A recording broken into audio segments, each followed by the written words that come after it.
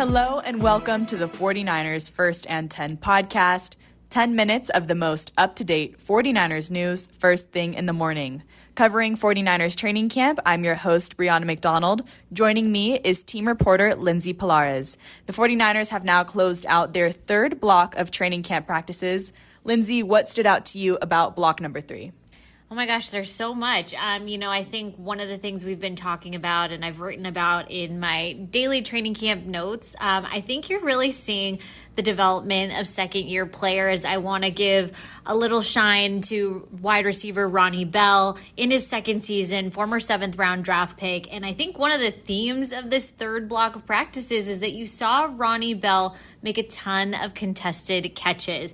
I actually got to speak to wide receivers coach Leonard Hankerson, who said that he gave Ronnie Bell a list of things to work on in the offseason, and kudos to him, he did that, and also is just showing that confidence from being prepared.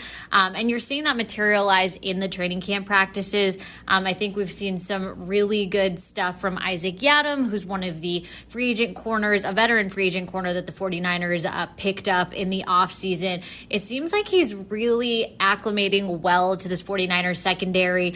He's been really sticky in coverage in those 11-on-11 drills.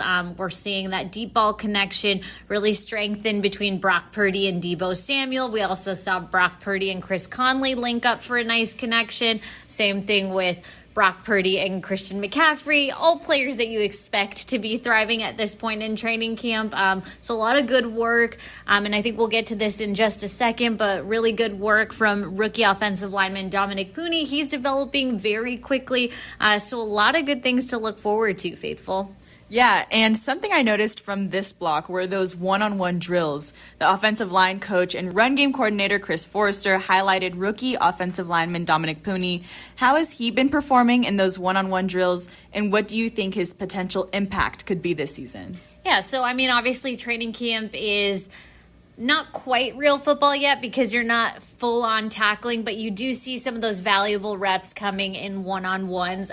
He's held up really well against various members of the 49ers defensive line. I think with Dominick Puni, something that's maybe made his development a little bit speedier, I guess you can say, is that, some of the bumps and bruises on the 49ers offensive line just coming out of camp, he's gotten a lot of opportunity to get reps in 11-on-11 drills and one-on-one drills and just time spent here, and you're seeing that show up on the field. So definitely somebody that's been highlighted as putting in good work by Chris Forrester, and I think we're going to hear from him in just a sec. Yeah, here's Forrester on Dominick Puni's performance in training camp. How Dominick Puni handled his first training camp? Awesome. As good as one of the better rookies. I'm not ready to crown him yet as far as one of the better rookies, but he is one of the better rookies. And the day we drafted him, or right after we drafted him, the video guys said that he called right away when he got his iPad. They sent him out as soon as we get the kid signed, or whenever, I don't remember. But they sent it out to him. He said, "Where do I get all of Coach's teaching meetings? We record everything." And he wanted every single meeting. By the time he showed up for rookie minicamp, which I think was 2 weeks after the draft, he'd watched all of my install meetings from phase 1, phase 2, and everything we'd done to that point. He'd watched them all. And he answers every question right. He is a very, very intelligent kid. Doesn't say a word. Very, very smart. Very tough, strong. And he's not. He doesn't sway. He just steady Eddie. But he works extremely hard and he's very diligent. And that's. I don't think I've had an offensive lineman. I know I couldn't sit through all those meetings. Okay, he grabbed them and ate them up. So good for him. All right, so the star of the defensive line, Nick Bosa, continues to impress in his drills. How is he preparing for this season, and what kind of impact do you anticipate he'll have based on his performance at training camp this year? Yeah, I think Nick Bosa is what you would expect, right? 2 years ago, he was the NFL Defensive Player of the Year. That doesn't just go away. Obviously, I think one of the main differences heading into this 2024 season is that Nick Bosa spent a good amount of the offseason here and just has been so ready to go right away in training camp. That's obviously something that's good, not just for him, but the defensive line group as a whole. They're getting a lot of valuable time with a really big veteran presence. But, you see him on one-on-one drills. I think probably the most impressive thing is, it's the get off, it's the spin moves. With Bosa, you're getting a lot of attention to detail, really elite technique that you see. He's able to overpower a lot of people because he has the technique and the speed, the strength, all of it. So again, it's just what you want out of Nick Bosa and what you'd expect. So yeah, he's looking dominant early. So yeah, well, more to come, I'm sure. And then we'll see when he actually gets some preseason reps.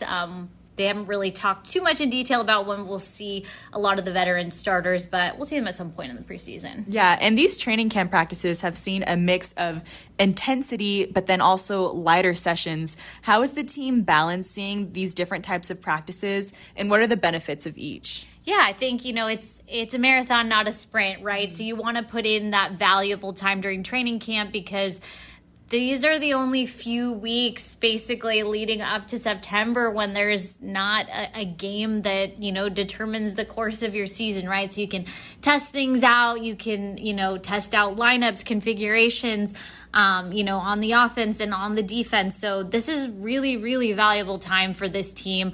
But obviously, the other side of that is that you want to keep guys healthy, right? You don't want to overwork them. We want to give them time for their bodies to recover because football, even though you're not doing a lot of live tackling right now, it's tough on the body. So I think you'll see those high load days and then lighter non-padded practices to maintain that very much needed balance for these players. And as we are recording this, it's Monday and it's a player day off. Training camp resumes on Tuesday. So again, more recovery time that is very much needed for these players. Yeah, definitely. Now, at the end of the week, NFL Network's list of the top 10 players of 2024 was released, and the 49ers had 2 names on that exclusive list. Lindsay, would you like to share the first? Yeah, I think, again, not a surprise for anyone because he just joined the Madden 99 club for a second time. The only 49ers player to do so.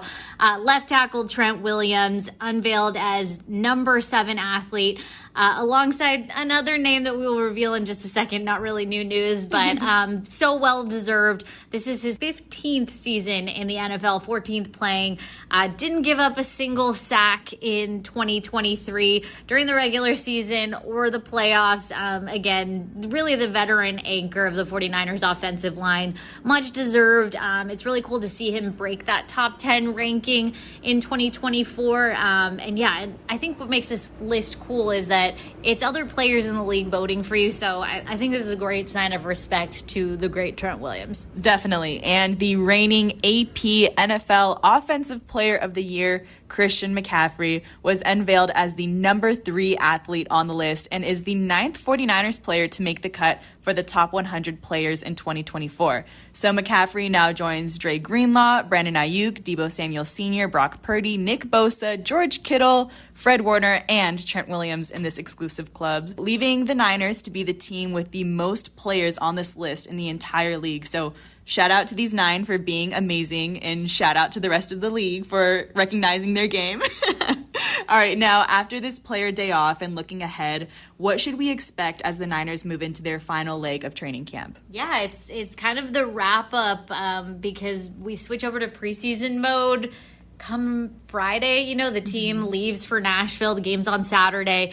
I think, again, valuable work to be done, but after speaking with some of the assistant coaches, both on the offensive and defensive side of the ball, those preseason games are good for evaluating players that have a shot at making this 53-man roster. So while the training camp reps are important, there's a new kind of evaluation that's going to be introduced this week. So I think it's going to be a balance from there. But I think you're going to see some more competitive reps. I think you're going to continue to see guys develop. But again, there is all preseason left to go, which is sort of an extended training camp. But we so enjoyed having all the faithful here for the open training camp practices. Bring the energy for the last 2 open practices of camp, and we look forward to seeing you all there. All right, faithful. Well, that will do it for today. Subscribe for more training camp updates and turn on the notifications for any breaking news, Move the Chains episodes. Thanks for tuning in.